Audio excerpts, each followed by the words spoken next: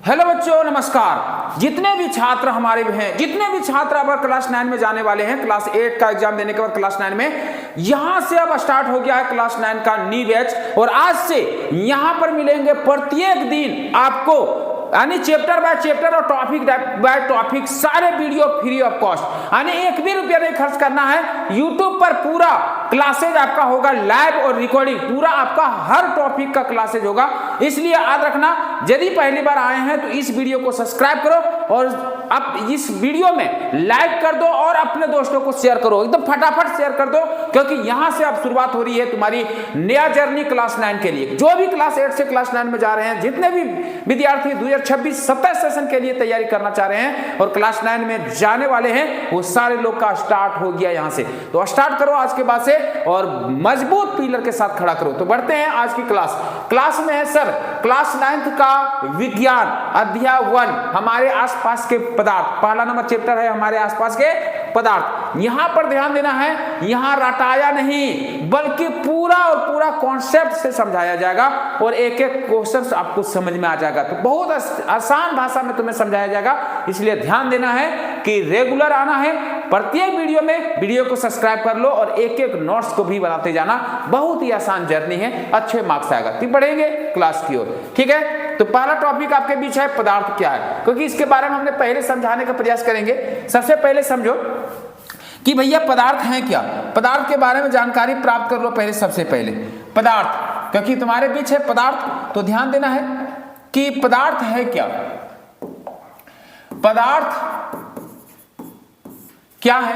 तो सबसे पहले पदार्थ वो होते हैं जो स्थान घेरता है और जिसका कुछ द्रव्यमान होता है, मतलब वजन होता है। जो स्थान घेरेगा और कुछ द्रव्यमान होगा उसे हम लोग पदार्थ कहते हैं। जैसे ये ध्यान देना, इसका वजन है, इसका कुछ ना कुछ वजन है और ये स्थान देखो यहां रख देंगे, इतनी जगह घेर लिया, तो क्या है, ये जगह घेर लिया, स्थान अन्य स्थान घेरा और वजन हुआ, तो इसे हम कहेंगे पदार्थ। तो दुनिया में जो भी चीजें तुम देख पा रहे हो, जो स्थान घेर रहा है, जिसका वजन होता है, उसे हम लोग कहते हैं पदार्थ। तो अब जान लो, जैसे कुर्सी पदार्थ हो गया, पेन पदार्थ हो गया, बोर्ड पदार्थ हो गया, बेंच पदार्थ हो गया, तू पदार्थ हो गया, तुम्हारे पास कॉपी जो है वो पदार्थ हो गया, पेन पदार्थ हो गया। दुनिया में हर एक चीज जिसके पास वजन होती है और जो कुछ स्थान घेरता है वो क्या कहलाता है, पदार्थ। तो ये ध्यान देना, पदार्थ में स्थान घेरना, स्थान क्या करना, घेरना, या स्थान घेरना और स्थान घेरना और वजन होना, दोनों कंडीशन लागू होना चाहिए। वजन होना, और वजन को हम लोग कहेंगे द्रव्यमान, द्रव्यमान वजन भार, ठीक है। वजन होना, ये जिस वस्तु में होता है वो पदार्थ कहलाते हैं। क्या कहलाते हैं सर, पदार्थ कहलाते हैं। बिल्कुल क्लियर है, पदार्थ कहलाते हैं। जिसमें वजन होती है, जो स्थान घेरता है, पदार्थ कहलाता है। अब बात रह गया कि पदार्थ को बांटा गया, क्योंकि दुनिया में बहुत सारे पदार्थ हैं, बहुत काफी मात्रा में पदार्थ। आपको जो भी बोलेगा सब पदार्थ है, लेकिन बात कहा जाए प्रकाश की, बात कहा जाए प्रकाश, जिसकी सहायता से तू पढ़ पा रहा है, अभी जिसकी सहायता से तू पढ़ पा रहा है, प्रकाश। तो प्रकाश तो स्थान घेरता है। प्रकाश क्या करता है, स्थान घेरता है। तुम्हें नहीं पता है तो टॉर्च जला दो, तुम्हें नहीं पता है तो टॉर्च जला दो। जैसे टॉर्च जलाएगा तो देखो जितनी जगह में उसकी रोशनी जा रही है वो उतनी स्थान तो घेर लिया भैया, उतनी स्थान उसने घेर लिया।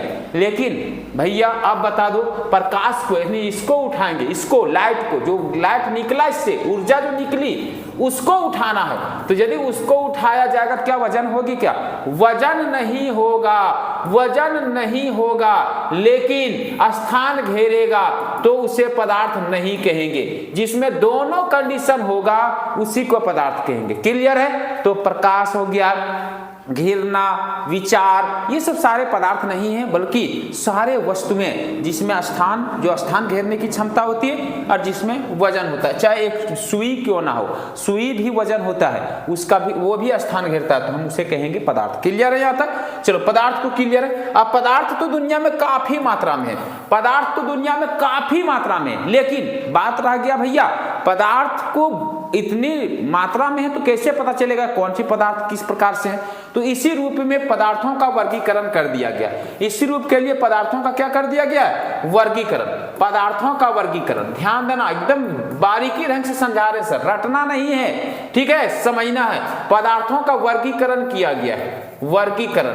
तो पदार्थों का जो वर्गीकरण है वो 5 रूप में किया गया। कितने रूप में किया गया? 5 रूप में। 5 रूप में वर्गीकरण किया गया। कौन कौन? जैसे वायु है, जैसे पृथ्वी है, जैसे अग्नि है, जैसे आकाश है, जैसे जल है। तो देखो 5 रूप में इसका वर्गीकरण किया गया। कितने रूप में वर्गीकरण किया गया? 5 रूप में। वायु वाले पदार्थ को वायु में, पृथ्वी वाले पदार्थ को पृथ्वी में, अग्नि वाले पदार्थ को अग्नि में, आकाश वाले पदार्थ को आकाश में, जल वाले पदार्थ को जल में। तो ये पदार्थों को जानकारी प्राप्त करने, पदार्थों को सही रूप में ढालने के लिए, सही रूप में जानने के लिए 5 कैटेगरियों में बांटा गया। और ये जो 5 कैटेगरियों में बांटा गया ना, ये सब 5 कैटेगरियों को बांटने की प्रक्रिया को हम लोग पंचतत्व कहते हैं। क्या कहते हैं सर? 5 तत्व। 5 भागों में बांटने की प्रक्रिया क्या कहलाता है? पंचतत्व। तो पदार्थ को कितने भागों में बांटा गया है? 5 भागों में। और 5 भागों में बांटने की प्रक्रिया क्या कहलाता है? पंचतत्व। अब ये तुम्हारा रूप था पदार्थ का। अब हमने बताएंगे पदार्थ को लिखा कैसे जाएगा परिभाषा के तौर पर।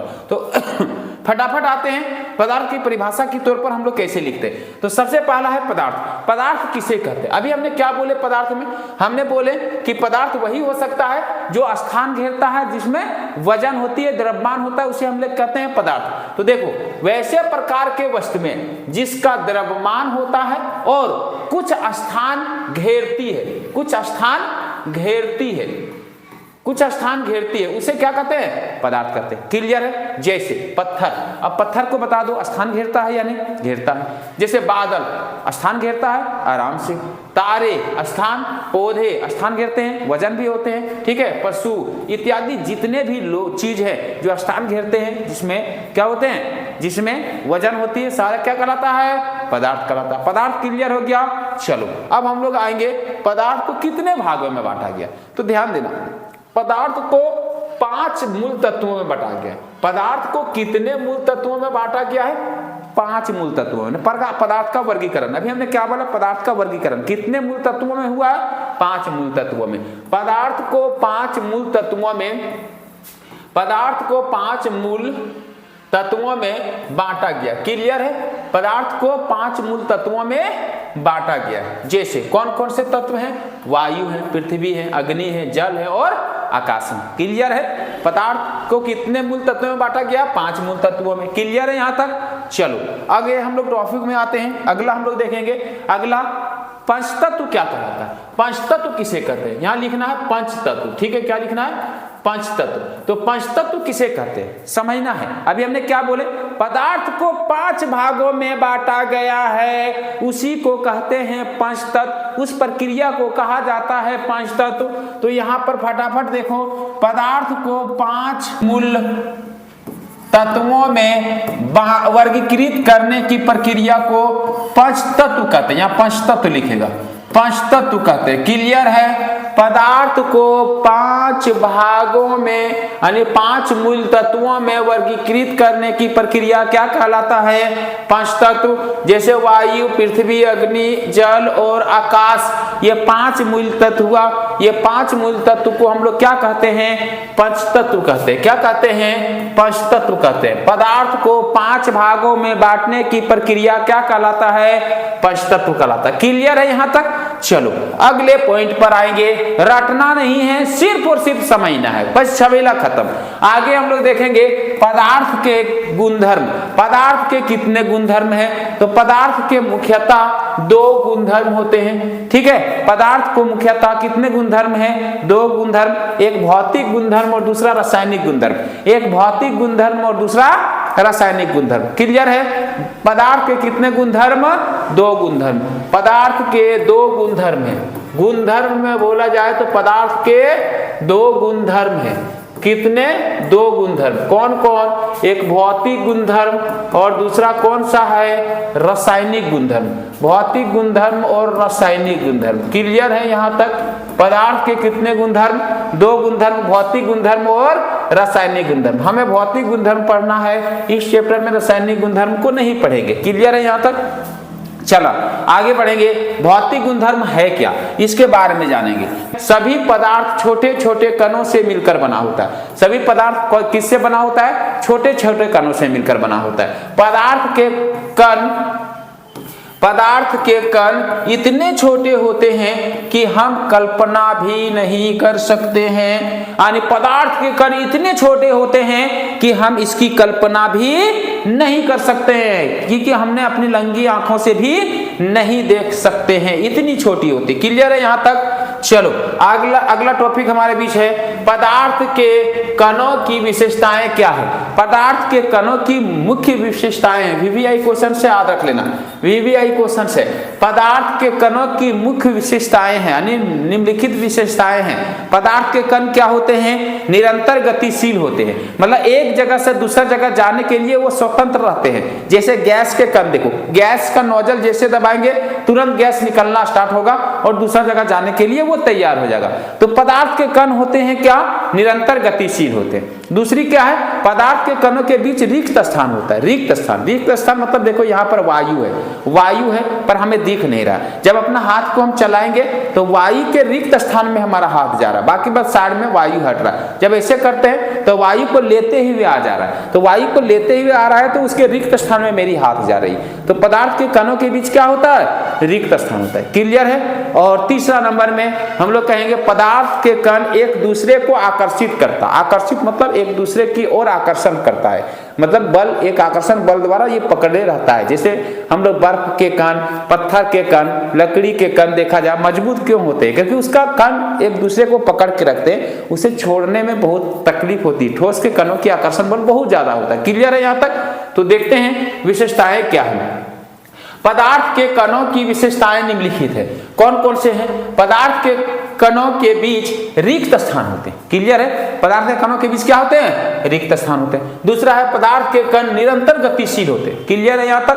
पदार्थ के कण निरंतर गतिशील होते हैं। और तीसरा है पदार्थ के कण एक दूसरे को आकर्षित करते हैं। यहाँ तक समझ में आ गया? पदार्थ के कण एक दूसरे को क्या करते हैं? आकर्षित करते हैं। चलो आगे बढ़ जाए क्या? चलो उतारते जाएगा फटाफट। आगे हम लोग बढ़ेंगे। आयतन का एसआई मात्रक क्या है? आयतन का एसआई मात्रक मीटर क्यूब है। क्या है sir? Metre cube. Metre cube मतलब घन मीटर, घन मीटर। क्लियर है? घन मीटर समझ में आ गया? क्या है? घन मीटर। आगे आयतन का साधारण मात्रक क्या है? तो आयतन का साधारण मात्रक लीटर। लीटर से हम लोग वजन करते हैं, नहीं नापते हैं। कोई भी लिक्विड पदार्थ को हम लोग क्या करते हैं?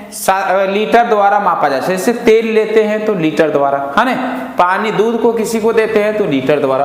तो आयतन का ऐसा मात्रक क्या है? लीटर है। और सॉरी ऐसा आयतन का साधारण मात्रक क्या है? लीटर है। और आयतन का एसआई मात्रक क्या है?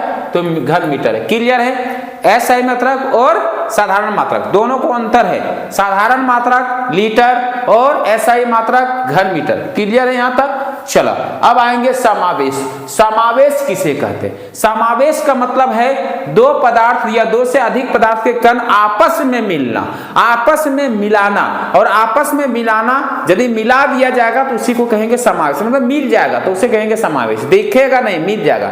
जैसे मान लेते पानी लिए और पानी में हम लोग डाल दिए चीनी और चीनी डाल के घोल दिए, तो चीनी के कण किस में मिल गया? पानी के कणों में। क्यों मिल गया?